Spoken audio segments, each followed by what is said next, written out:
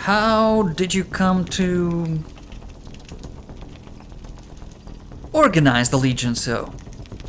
I used Imperial Rome as the model for my Legion precisely because it was so foreign, so alien. I'd seen what had become of the NCR's attempts to emulate the culture of pre-war America. The infighting, the corruption. Rome was a highly militarized autocracy that effectively integrated the foreign cultures it conquered. It dedicated its citizens to something higher than themselves, to the idea of Rome itself. In Rome, I found a template for a society equal to the challenges of the post-apocalyptic world, a society that could and would survive, a society that could prevent mankind from fracturing and destroying itself in this new world by establishing a new Pax Romana. Pax Romana. A Roman peace. It means a nationalist, imperialist, totalitarian, homogenous culture that obliterates the identity of every group it conquers. Long-term stability at all cost. The individual has no value beyond his utility to the state, whether as an instrument of war or production. I don't think you know your Roman history as well as you think you do. Rome did not obliterate cultures it integrated. And you're doing just the same thing as the NCR if your criticism of them is pre-war cultural emulation. You are no different in that aspect. You're just going further back to a arguably less evolved template. And so you'll destroy the NCR because of its inefficiencies. Even though it emulates a culture that was so efficient that it efficiently destroyed the entire planet. And we're back in the Mojave. A storm is brewing on the horizon. But our companions will see us through, I'm sure. Currently at Caesar's camp, at Fortification Hill. And as things might have it, we have just scrounged up a few 9mm bullets to, as we so observantly put it, get things rolling. And by that, of course we meant Benny's head. Hello, Benny. You said you want to see the bullet coming. So, now that we have a few rounds, we can give them to you.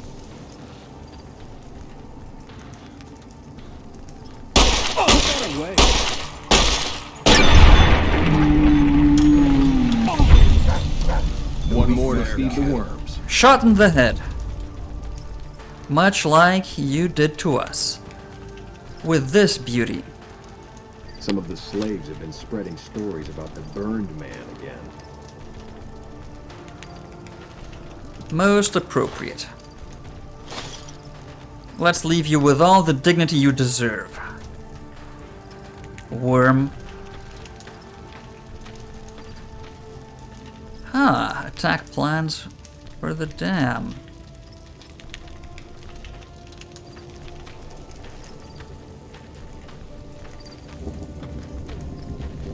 That seems like quite the strategic analysis they're going through over here. Planning the thing carefully, I would gather. Let's very conspicuously look around a bit. Oh, what's this? Legion Slage Lever. Slage Ledger. Slage Lever, I said. Slave Ledger. I'm dyslexic now. Oh, mighty Kaiser! Thank you for your gift. I'm sure you found Benny's demise pleasing. The destruction of an enemy? There are few things more satisfying. Let's press on, shall we? As I was telling you before, I want Mr. House out of the picture. You have an interest in his death, too. If he knows that you destroyed his gadgets beneath the fort, he will strike back. You know where to find him. How he dies, I leave up to you. Well, before that, Let's chat. What did you want to know? Tell me more about Vulpes. I've met him a few times now, and I'm quite curious. Vulpes is the best of my frumentari. A remarkable individual from an unremarkable tribe south of the Utah. He was brought into the Legion as a boy, survived training, fought well enough as a legionary to be promoted to the rank of Decanus. Then in battle against an unimportant tribe, he broke ranks and led his contubernium through a hole in their defenses to capture its chieftain. 8 men. Well, his Kenturian wanted him crucified for disobedience, so I made him a frumentari.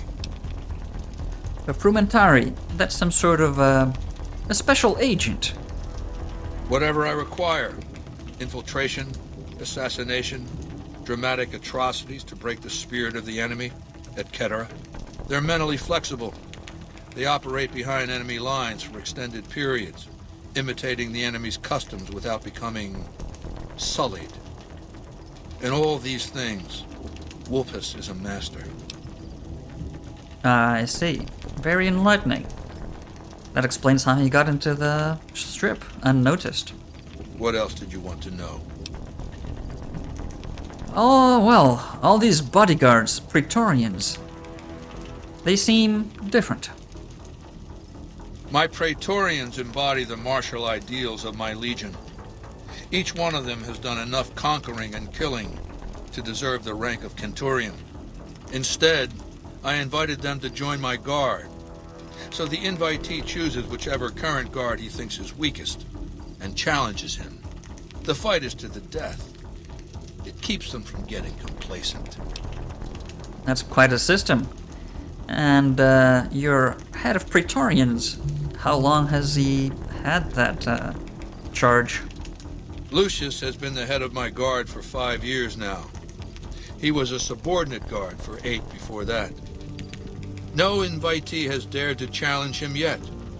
Maybe it's an issue of respect. He is getting on in years. Merciless. What else did you want to know?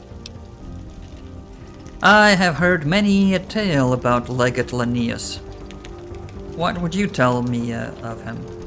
Linnaeus is the greatest of my battlefield commanders. Some might call him a great man, but I'm not sure he qualifies. Once, he was the greatest warrior of the Hydebarks, a tribe of the Arizona. Maniacal in battle.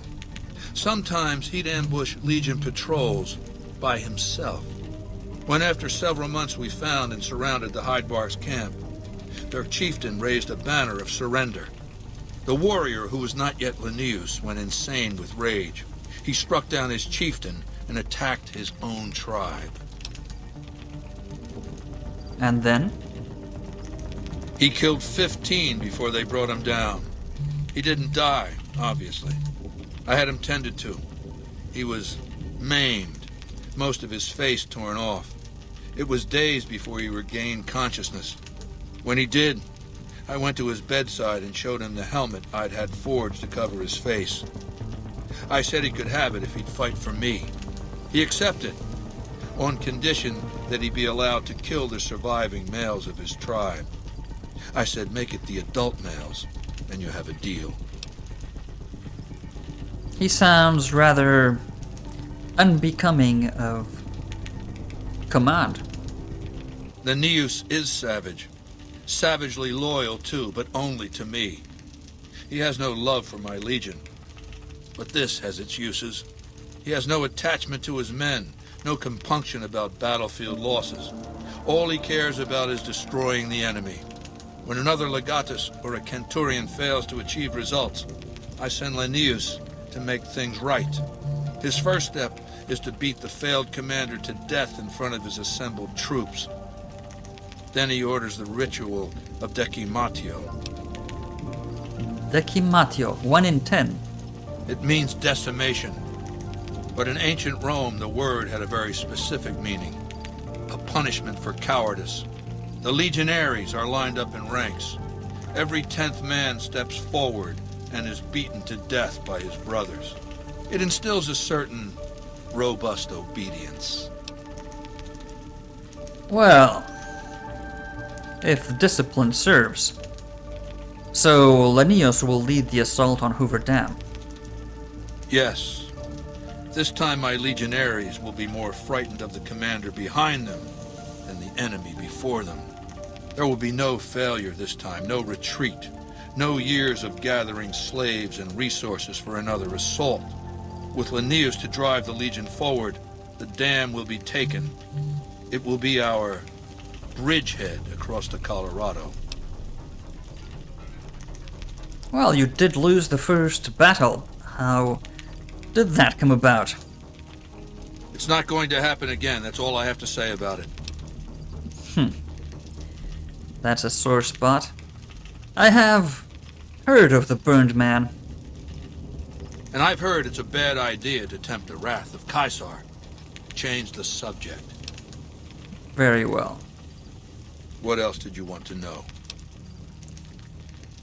How did you happen to catch this slithering vermin that is Benny? That was Benny, rather. I'll hand it to that piece of shit. He was determined. He used some kind of old-world stealth device to get across the river in a Legion boat. Stealth boy. Seems the device ran out of juice once he got here, but he was dressed like a legionary. He was caught just outside the weather station. See, thing is, he didn't change his hairstyle. To go to all that effort and fail because you're too vain to muss your hair. Yeah, not too clever. Not clever enough, at least. And, he was just tied up. He was brought before me along with the platinum chip. That's how I knew he wasn't some kind of profligate infiltrator. Benny tried to sell me a story, but Lucius has a way of coaxing the truth out of captives. Everything just comes spilling out. Well, if you had, properly studied interrogation techniques, you would know that, information obtained under duress rarely has any use at all. People will say anything just to stop it. Let's talk about something else. What else did you want to know? What thoughts would you spare on the NCR?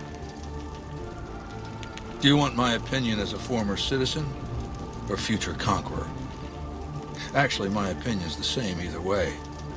As a young man, I was taught to venerate President Tandy of Shady Sands, the founding mother of the new California Republic.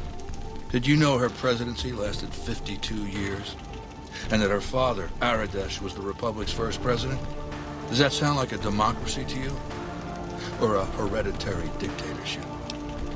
Well, if people can vote whomever they wish into and out of office, then that is democracy. Though it is more customary to have term limitations. Not all democracies do. Because the council didn't dare oppose her. She was too popular. She had the people's love. So things ran smoothly, more or less. And as soon as she was gone, as soon as there really could be democracy, what happened then? Ever since losing its queen, the NCR has been weaker, more diffuse. Democracy has been its weakness, not its strength. If that were so, how would it have expanded so?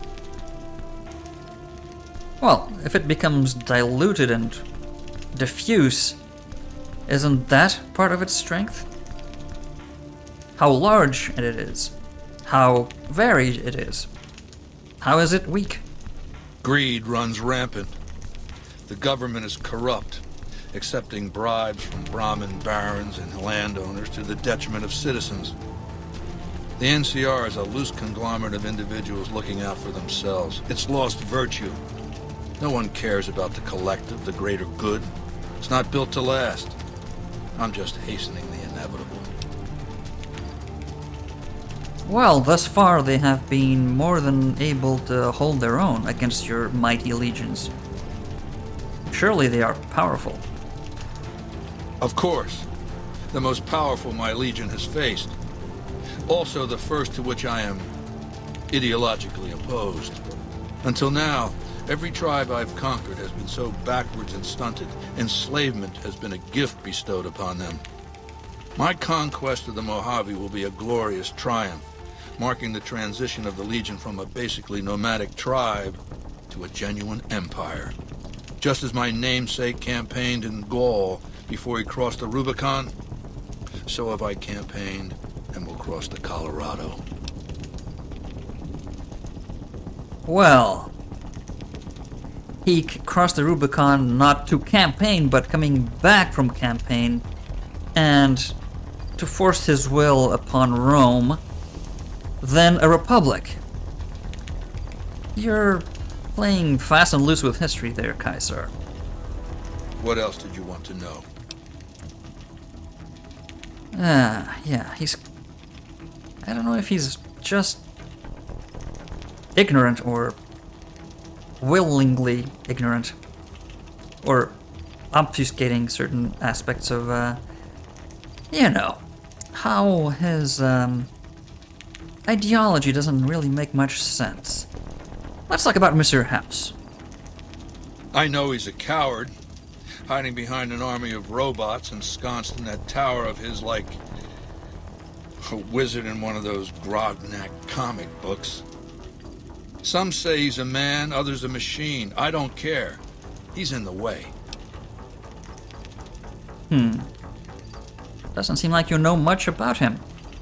He is very elusive. I don't have that disadvantage. I have learned quite a great deal about him. Let's talk about something else, Kaiser. What else did you want to know? What other regional powers would you take into account?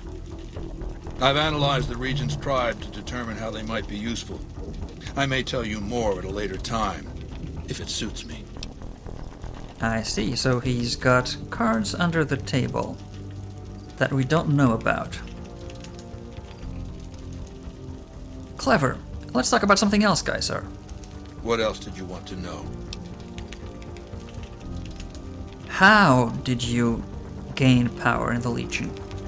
Ironically, I was born a profligate myself, a citizen of the NCR. My family lived not far from the Great Boneyard. After raiders killed my father, my mother sought the followers' protection. I was 2 years old. She found work at their library, cooking and cleaning. I learned how to read, and soon I was taking courses, free of charge. Ah, so you're a follower of the Apocalypse. I have met them at the Mormon Fort. Oh yes, raised in that tradition. And the teaching stuck. I was taught it was my responsibility to bring the torch of knowledge to the waste. I may have taken the torch part more literally than they intended. Huh. Yes, Burning Man pun intended. And what made you flip the switch from follower to dictator? When I was 20, the followers sent me east to Grand Canyon. It was my first expedition. Just me and a physician named Calhoun. As an anthropologist and linguist, my assignment was to learn the dialects of the Grand Canyon tribes. What a fucking waste of time. Learning dialects and languages overall would be a waste? If you think it's worthwhile to make smart people learn how to talk like backward savages, you're a follower of the Apocalypse. Or an idiot. Anyway, we met up with a Mormon missionary who already knew a bunch of dialects. Joshua Graham. He was supposed to teach me, but before that went too far, the Blackfoot tribe captured us to hold us for ransom. They were a backward bunch, but the real problem was they didn't know how to fight. So that was their greatest shortcoming, somehow. The Blackfoot were at war with 7 other tribes, each just as pissant as they were. But outnumbered like that, they weren't going to last long. It's one thing to be taken hostage, another to be lashed to a sinking ship. So over Calhoun's objections, I decided to take certain steps. Like, training them, perhaps. Leading them. I taught them how to use the guns they already had, how to strip and clean them, how to breathe when pulling a trigger, how to reload ammunition. They looked at me like I was some kind of a sorcerer.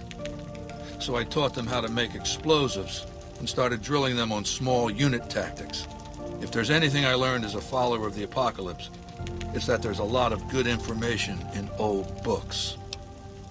Especially when they are put to your personal goals, no matter what the context or miscontextualization that you use. And thus, they gain the upper hand, I surmise. Divide et impera, divide and conquer. I led the Blackfoot against the Ridgers, their weakest enemy. When they refused to surrender, I ordered every man, woman, and child killed. When next we surrounded the Kaibabs, and they likewise refused, I took one of their envoys to the Ridgers' village and showed him the corpse piles. This was new for the tribes, you see. They played at war, raiding each other, a little rape and pillage here, a little ransoming there. I showed them total warfare. Like I said, there's a lot you can learn from old books. And so the tribes... Kaibabs joined me, and the Fredonians after that. All the pissant tribes with names that should be forgotten. I knew from the start I'd need to eradicate this plague of tribal identities, replacing them with a monolithic culture, a uniform identity. So that's what I did once my confederation of tribes was large enough. I crowned myself Caesar and created a single great tribe, my legion. I sent Calhoun, the follower captured with me, back west with a message that I should not be interfered with. Joshua Graham, the Mormon interpreter, stayed with me and served as my first legatus. And since then you have been doing the same thing over and over again. That's right. Decades of warfare, absorbing lesser tribes, gathering power, forging the dross into a vast, razor-sharp scythe. My legion's expansion has never ceased. Much of the Utah and Colorado and all of Arizona and New Mexico are mine. We have cities of our own, but nothing compared to Vegas. Finally, my legion will have its Rome. Well, decadence was Rome's downfall. I really don't think you would want that emulated. Let's talk about something else, Caesar. You seem to have quite a few blind spots in terms of your education. What else did you want to know? How did you come to organize the Legion so?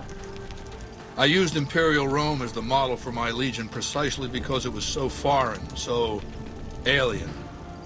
I'd seen what had become of the NCR's attempts to emulate the culture of pre-war America.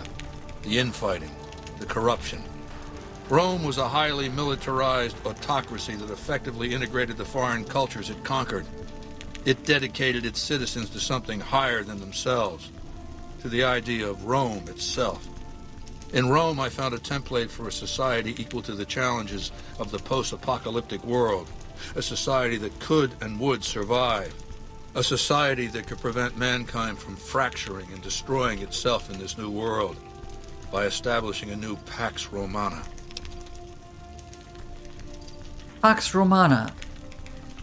A Roman peace. It means a nationalist, imperialist, totalitarian, homogenous culture that obliterates the identity of every group it conquers. Long-term stability at all cost. The individual has no value beyond his utility to the state, whether as an instrument of war or production. I don't think you know your Roman history as well as you think you do. Rome did not obliterate cultures it integrated. And you're doing just the same thing as the NCR if your criticism of them is pre-war cultural emulation. You are no different in that aspect. You're just going further back to a arguably less evolved template. And so you'll destroy the NCR because of its inefficiencies. Even though it emulates a culture that was so efficient that it efficiently destroyed the entire planet. No. I'll destroy it because it's inevitable that it be destroyed. It's Hegelian dialectics, not personal animosity. Hegelian dialectics. Yes. What is your interpretation of Hegelian dialectics, then? How do I put this basically enough? It's a philosophical theory, the kind you might encounter if you took time to read some books. The fundamental premise is to envision history as a sequence of dialectical conflicts. Each dialectic begins with a proposition, a thesis, which inherently contains or creates its opposite, an antithesis. Thesis and antithesis. The conflict is inevitable, but the resolution of the conflict yields something new, a synthesis, eliminating the flaws in each, leaving behind common elements and ideas. Or the opposite. And this dialectic would now be played out by Legion and NCR. Is that it? The bombs wiped the slate clean. Human civilization descended to a level of ignorance that effectively set our cultural progress back to zero. Not really. The NCR has all the problems of the ancient Roman Republic. Extreme bureaucracy, corruption, extensive senatorial infighting. Just as with the ancient Republic, it is natural that a military force should conquer and transform the NCR into a military dictatorship. Thesis and antithesis. The Colorado River is my Rubicon. The NCR Council will be eradicated, but the new synthesis will change the Legion as well. From a basically nomadic army to a standing military force that protects its citizens and the power of its dictator. Very interesting, though, again, crossing the Rubicon was how Caesar attacked Rome itself and not an external enemy, because he was about to lose his power, and he was a dictator. A dictator that resulted in, ironically, a decadent, bureaucratic and overextended, and everything else you attributed to the NCR as a flaw that came from precisely that loss of republic. Everything the republic wasn't, dictatorial Rome was. And you've got everything ass backwards. You damn moron. Very interesting. Very interesting. This man is sick. Quite sick. Let's talk about something else then. What else did you want to know? I saw a strange machine in your tent back there. It's called an autodoc. As the name suggests, it's an automated physician, more or less. It can treat broken bones, cuts, punctures, scrapes. Sometimes I bestow its use upon someone I favor. Makes for a powerful gift in a culture that forbids painkillers and is largely ignorant of medical science. I see. Well, I'll eliminate Mr. House for you. Why can I not say that in a believable fashion?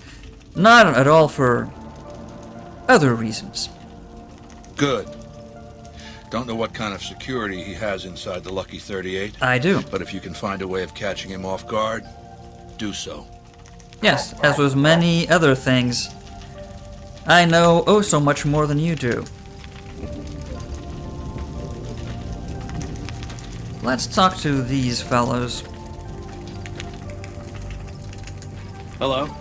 Lucius. It is a great honor for anyone outside the Legion to get an audience with Caesar. Oh, I agree. I have learned much about Legion. He tells me you are the second in command. Well, in terms of his, not military organization, but let's say bureaucratic organization. No, Legate Lanius is Caesar's second. Yes, The Legate I replaced understand the that. Burned Man after the Legion's defeat at the Dam several years ago. Well, modest or at least too scared to show ambition. What can you tell me of this burned man? Graham. The Burned Man was Caesar's advisor and general when the Legion was originally formed. The Burned Man led us to a disastrous defeat at the dam. On Caesar's orders, the Burned Man was covered in pitch by the Praetorian Guard, lit on fire, and cast into the Grand Canyon. Caesar has forbidden us from ever speaking his true name again, and so we simply refer to him as the Burned Man. Joshua Graham, Joshua Graham, Joshua Graham. Really? If you say it 3 times, do you think he's going to appear? You don't carry a gun. In fact, many of his Praetorian guards carry no guns, if any at all, that I've seen. It's a tradition in the Praetorians to specialize in unarmed combat, because weapons can break or jam when needed most. However, our unarmed techniques favor offense over defense. We can charge the enemy and flatten him with our first strike before he can react. Well, I've noticed you've got a pneumatic glove there that has a, as the name indicates, a pneumatic system that, as with anything mechanical, can also break. So your theory about unarmed combat is, as with many things, Legion, just complete and utter bullshit. Anything you would need me to do? We recently obtained an artillery weapon, but we don't have the part or the skill to fix it. I see. Where did you get it? The trader Dale Barton salvaged it from a military base in Arizona. Yuma, I believe. Ah, the trader we saw outside. How very useful of him. I will see what I can do with that. The tribe calling themselves the Boomers is obsessed with such weapons, I've been told. You could probably find a spare firing mechanism there. Ah, the Boomers. I've heard of them, but not too sure what to make of the entire tribe. I haven't met any of them. I see. Well, you don't think much of the Burned Man. What about the Legate? He's the best warrior in the Legion. A full legionary by the time he was 12, he's never lost a battle. Had the Legate been in command during the Battle of Hoover Dam, the Legion would have won. I have no doubt about that. Interesting. I might have some other questions. I'll answer if I can. I've seen a lot of tents. And just about every one of them is occupied. Not all at the same time, usually. Groups of legionaries come and go all the time. This is also only one camp of many. You might have noticed the other camps down by the river. Indeed. Indeed I have. Well, let's talk more later then. Very well. By Caesar's will. Ah, wait.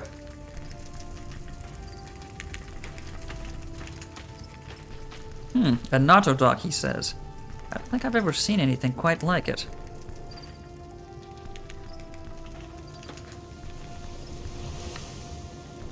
Well. Well paid. I suspect you'll be a valuable asset to the Legion. Assuming you're really on our side, of course. Well, what would I need to do to prove myself?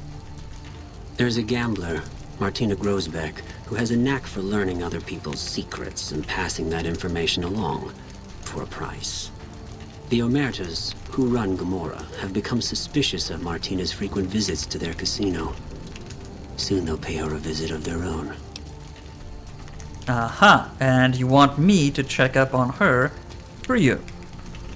Good. Martina frequents the Vault 21 gift shop on the Strip.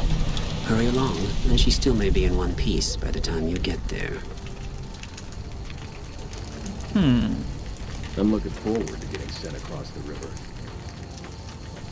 They do seem eager.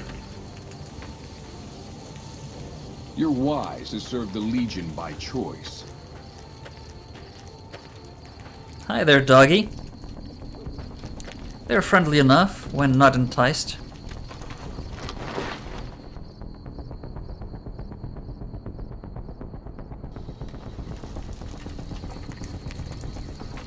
come along. Aw, just when the standing around was getting exciting.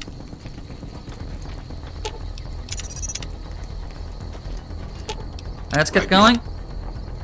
Cass? Let's roll out then. Arcade, I'm as eager as you to Lead get the the hell way. out of here. Would you have anything more of interest to say? What? Later?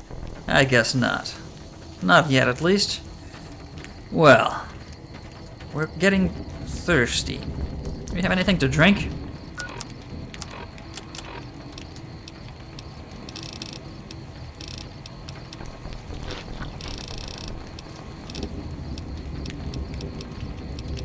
I do have some dirty water. Let's get some rat away in our gut. Get rid of some of that radiation. Well, night is falling, and so is my spirit. I can't believe what a crock this entire legion True is. to Kaiser. How did so many people get brainwashed into joining this cult of personality? Though that is something we can exploit ourselves. Everyone seems very dependent on the glue that Kaiser is to the entire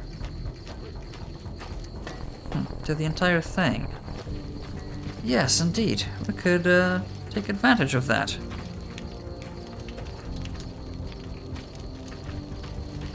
Looks like the war is ratcheting up. I hear the NCR is bringing in elite troops. Yes, maybe because their agents heard of artillery being provided for the Legion. You're more interesting than meets the eye, apparently.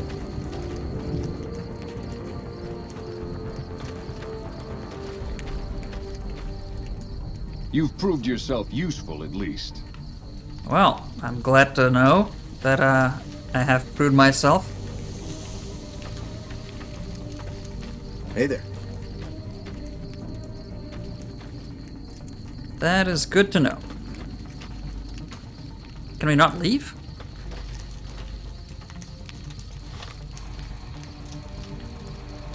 Let's check out. Where do we want to go? I think we should go back to the dock.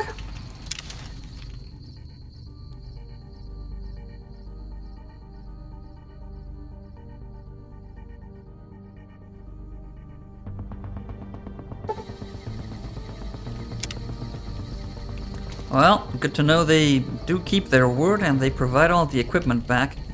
Oh, come to think of it, we were supposed to buy a slave, or that family of slaves, from the dock down there.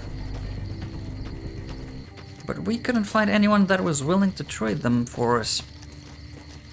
Maybe we'll get lucky and find someone this time around.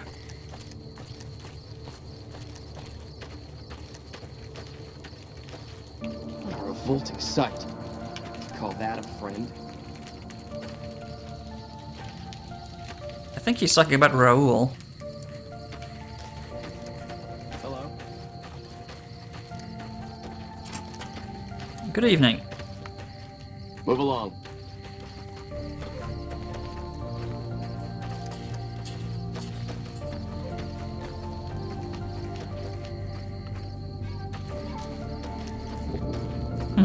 Now there doesn't seem to be anyone willing to trade for the slaves.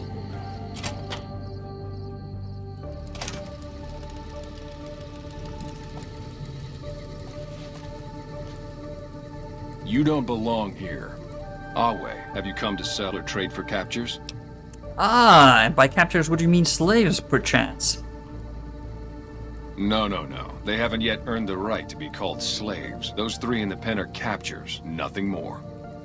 I'm a slave master, so I know what I'm talking about. Back at the fort, I'd have those three half-broken and well on their way. But this is just a holding area, so all I do is assess their fitness and decide whether to send them on. I see.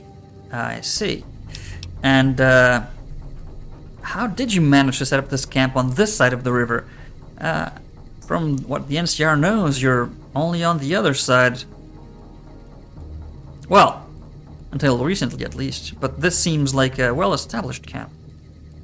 It was easy. The Colorado was narrow here, and when the profligates abandoned Searchlight, there was no one to guard the crossing. It's just a small outpost, but we keep busy. Raiding parties go out, new captures come in. I see, and it really doesn't bother you, to enslave people. Why would it bother me to enslave these wretches? They have no purpose, no creed, no honor. They live in pitiful squalor, undisciplined, intemperate. To enslave them is to save them, to give them purpose and virtue. Honestas industria prudentia. Even the virtues of slaves are beyond the dissolute on this side of the river. Yes, many words, none of them actually applying to your actions. Okay. You said you assessed the slaves, so you would know exactly how to put a price tag on them. It's a weak bunch, to be honest. I'd rather have extra currency to buy supplies or better captures off traders.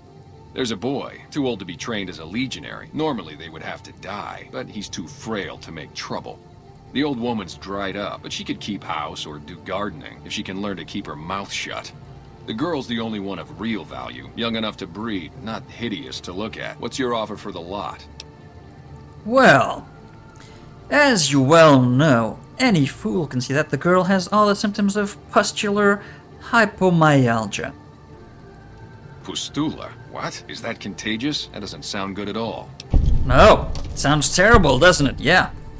But I'll still give you a generous 150 caps for the lot. What do you say? Seems I'm fortunate to get that much for them, given the circumstances. Here, this is the key to their collars. You want to take those off before you go far, trust me. Very well. Thank you for your oh-so-useful and kind information. Wale. Wale.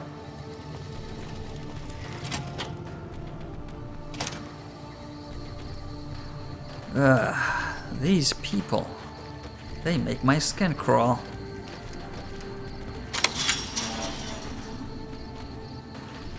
Mrs. Weathers. I've heard that elite units are on the way to support our armies here. Maybe. When will we be free? Well, I have arranged for your release. Thank you. I don't think we'll ever be able to repay you, but we'll do our best one day, once I found a place to settle. Wait.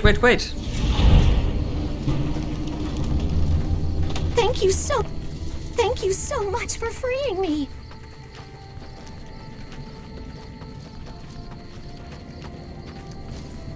Did they take the collars out? Thank you so much for freeing me. Hope so. Well.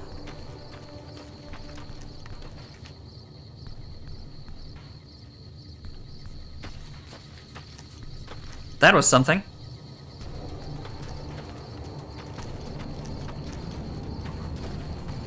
That was quite something. So, where do we go from here? I think we should go make our way back north, as planned. Back to Vegas. But we have quite a few things to look forward to along the way, like our stash in Novak. But in the meantime, yeah, we would do well to look around and see if there's anything of interest around the road on our way there. Eddie seems to think there's interesting things all around, so we might as well go take a look.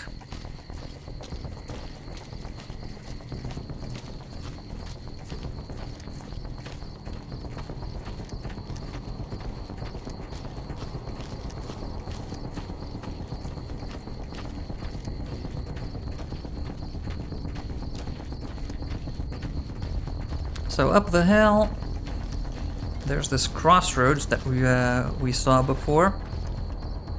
That leads to the other part of the encampment over there.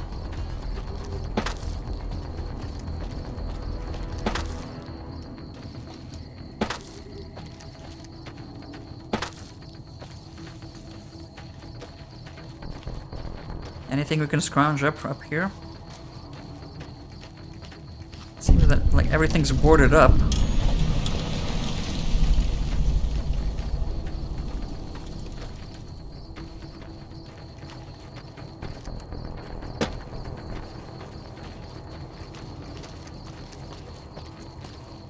Yeah, everything's boarded up. There's this truck.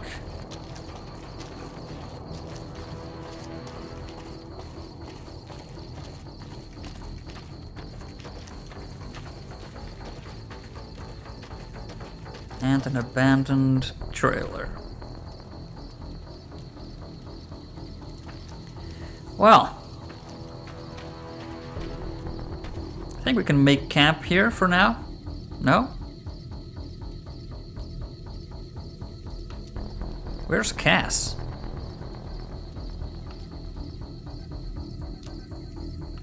Probably stuck somewhere.